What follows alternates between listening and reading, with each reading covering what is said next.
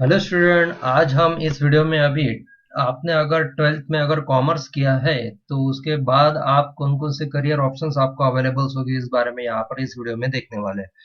तो twelfth commerce में अगर आपका हुआ है तो उसके बाद आप सीधी लाइन ये कर सकते हो कि आप बैचलर इन कॉमर्स कर सकते हो, क्योंकि उसके बाद 3 साल का अगर आप बैचलर इन कॉमर्स कर लोगे एक डिग्री आपको मिल जाएगी और उसके बाद नंबर ऑफ ऑप्शंस आपको जॉब करने के लिए यहाँ पर खुल जाएंगे। ओके, या फिर सबसे बेसिक जो होता है वो भी करते हैं, सीए फाउंडेशन का एक कोर्स होता है वो भी कर सकते हैं, या फिर सीएस फाउंडेशन का भी कोर्स कर सकते हैं।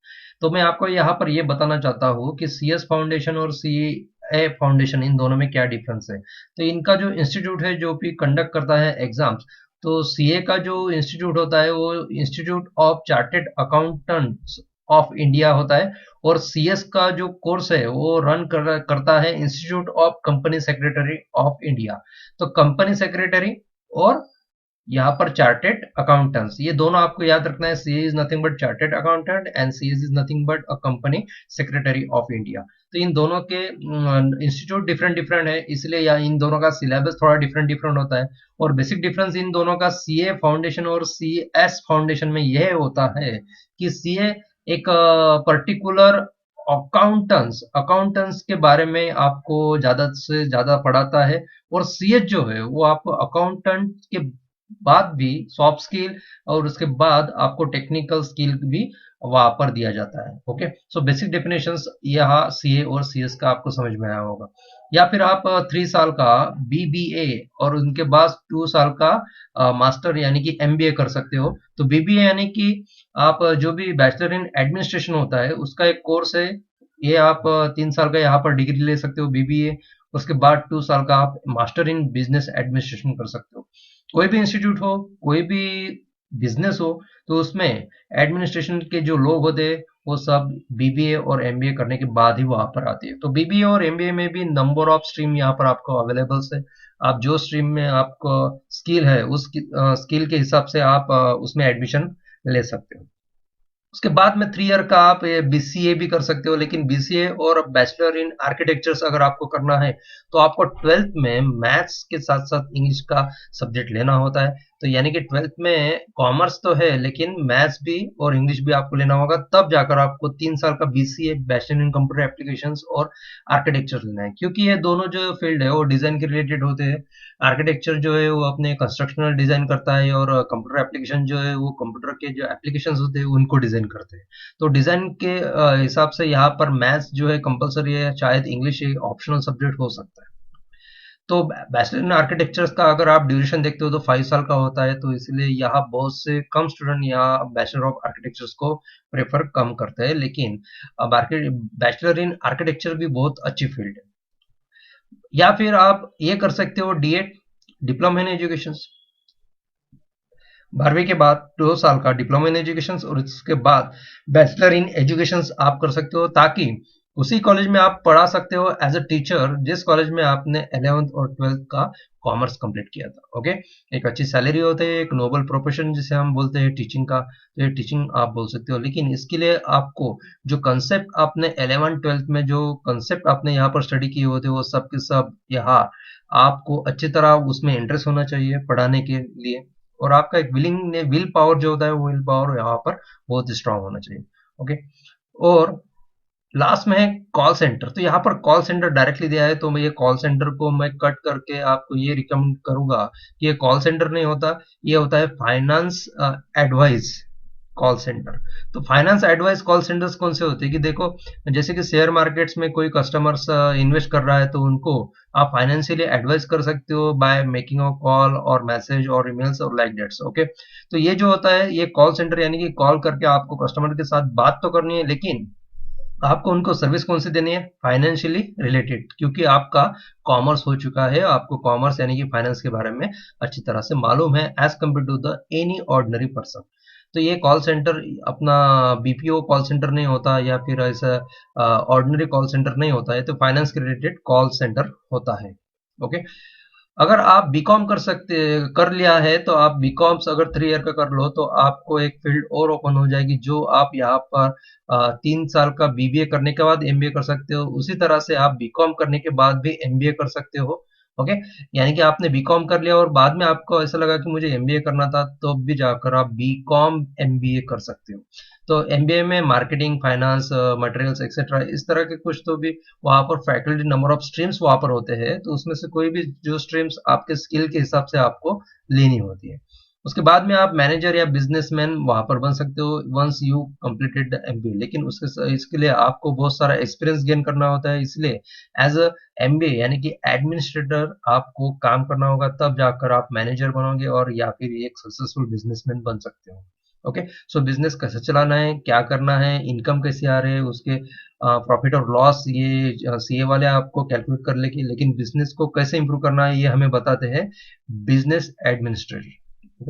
या फिर आप ये कर सकते हो बीकॉम होने के बाद, देखो फाइनेंस के बारे में हम बोल रहे हैं, तो फाइनेंस में सबसे बड़ा सेक्टर जो होता है वो बैंक होता है। तो कोई भी बैंक में आप क्लरिकल या फिर ऑफिसर बन के यहाँ पर जा सकते हो, लेकिन बैंक की एग्जाम आपको देनी होगी।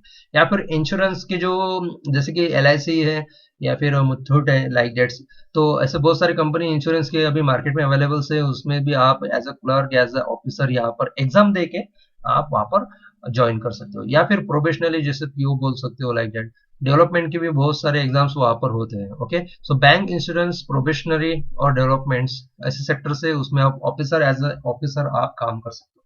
लेकिन आपको ये बीकॉम की जब 3 साल की आप पढ़ाई करते हो, उसी दौरान आपको क्या होना है, कॉम्पिटेटिव एग्जाम्स की भी यहाँ पर पढ़ाई करनी होगी अगर आपको इस सेक्टर में जाना है तो। बीकॉम होने के बाद आप सीधा सीधा कुछ ज्यादा अगर आपको पढ़ाई नहीं करनी है तो आप लॉ में जा सकते हो। 2 साल का आप लॉ कर सकते हो, बैचलर इन लॉ। उसके बाद में अगर 2 साल आप दे सकते हो तो मास्टर इन लॉ भी आप कर सकते हो। तो bachelor in law, master in law, ये भी आप 4 साल में आफ्टर 3 इयर्स ऑफ बीकॉम्स आप कर सकते हो, तो इसमें आप लॉयर बन सकते हो। लेकिन यहाँ पर आपका जो आईक्यू होना चाहिए वो बहुत अच्छा होना है, आपका सेंस ऑफ ह्यूमर भी अच्छा होना चाहिए। तो आप अपने खुद को पहले एनालिसिस करो कि आप में क्या स्किल वहां पर है जो आपको सक्सेसफुल पर्सन बना सकता है।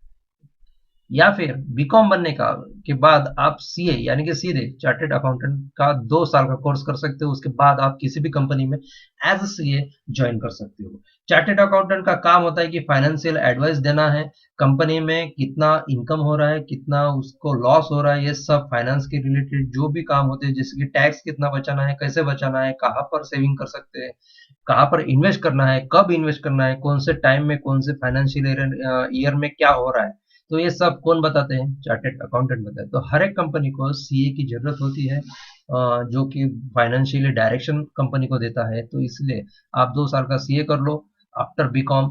तो ये अच्छा एक लाइन मैप या फिर रोड मैप जिसे हम कह सकते हैं, अच्छा रोड मैप यहाँ पर करियर के लिए, करियर हिसाब से आप बना सकते हो।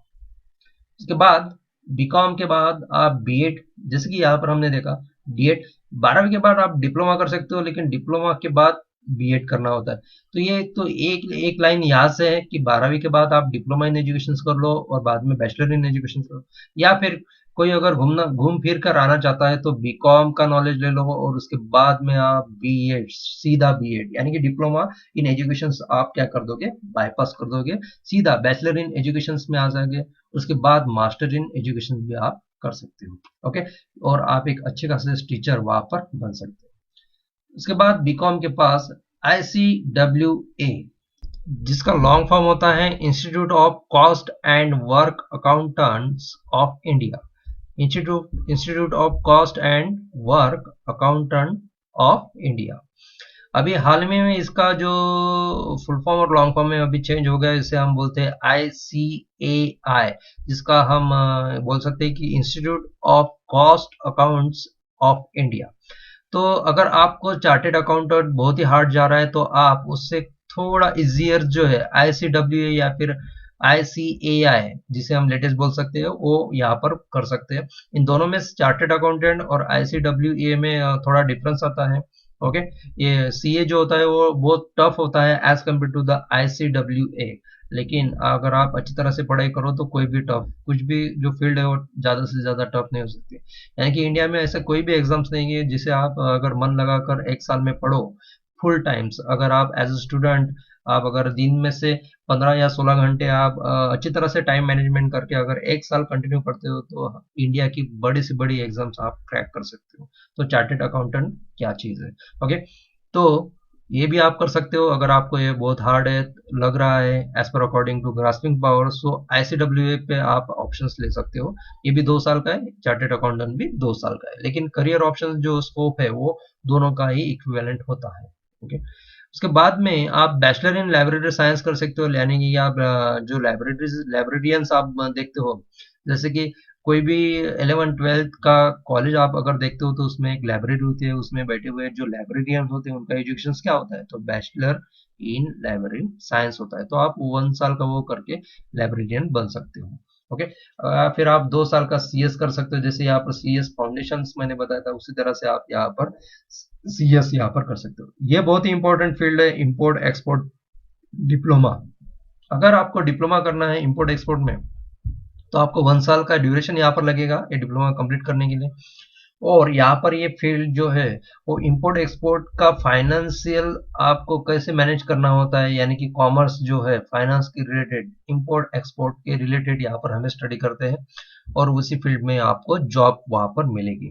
जो एक्सपोर्ट ड्यूटीज होती है, इंपोर्ट ड्यूटीज होती है, उसको हम कैसे हैंडल करते हैं, उनका हम कैसे एनालिसिस करते हैं, वो सब ये कॉमर्स या फिर चार्टेड वाले यहाँ पर काम करेंगे। लेकिन उससे भी जैसे अगर आईसीडब्ल्यू भी आपको अगर हार्ड लग रहा है तो आप इंपोर्ट एक्सपोर्ट का डिप्लोमा 1 साल का कर सकते हो। उसके बाद में एमसीएम और MCM, so master in computer application and MCM means master in computer management.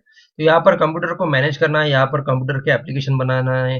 Computer management का 2 साल का हम कोर्स यहाँ पर कर सकते हैं, या फिर एप्लीकेशन आपको बनाना है तो 3 साल का कोर्स बनाकर एमसीए और एमसीएम ये दोनों सॉफ्टवेयर जॉब है आप यहाँ पर कर सकते हैं। उसके बाद में अगर आप कॉमर्स में या फिर आपको क्लास 1 ऑफिसर बनना है तो एमपीएससी यूपीएससी का एग्जाम देकर आप आईएएस क्लास 1 ऑफिसर यहाँ पर बन सकते हो। ओके, लेकिन उसके लिए जो भी स्टडी आपको करना है वो पहले से ही प्रिपेयर आपको होना पड़ेगा। उसके बाद में है कंप्यूटर कोर्सेज, जैसे कि टैली, वैसे जो छोटे छोटे कोर्सेज है वो आप कर सकते हो।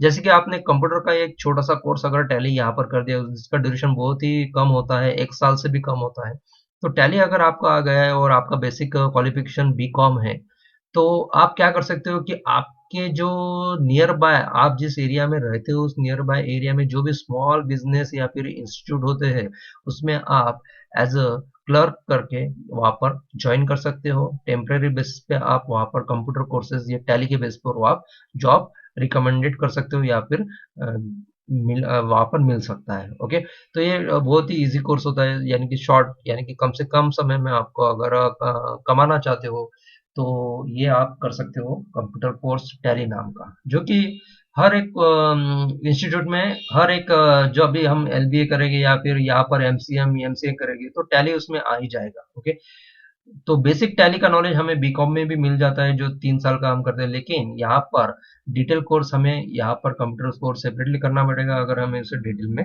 स्टडी करना है तो। ओके, उसके बाद में मिलिट्री, इंडियन मिलिट्री एकेडमी होती है।